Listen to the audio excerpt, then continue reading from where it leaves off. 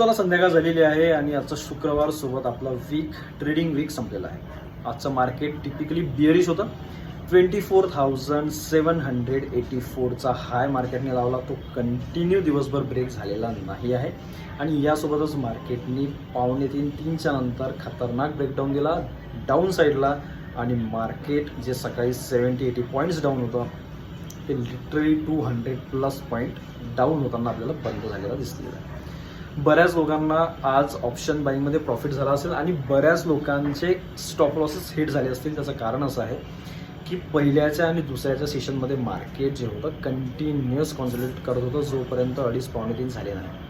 2:30-2:45ला कुठेतरी एक इंडिकेशन आलेलं होतं की मार्केट आता वर तर जाणार नाही आहे, मार्केट आता खालीच जाईल. पण यावेळेस ज्यांनी आज पुट बाईंग केलं त्यांना आज फर्स्ट क्लास प्रॉफिट झाला असेल. ठीक आहे, म्हणजे लिटरली 15 मिनटं ते अर्ध्या तासाच्या काळामध्ये प्रत्येकाला मिनिमम टू मिनिमम 40, 50, 60 पॉईंट्स आज कवर करायला मिळालेले असतील डेफिनेटली पुट बाईंगमध्ये. सो मला कमेंट करून सांगा की तुमचा हा वीक कसा गेला आणि आजचा दिवस स्पेसिफिकली कसा गेला, कारण आजचा दिवस बऱ्याच जणांचा पेशन्स टेस्ट करणारा दिवस होता. थँक्यू.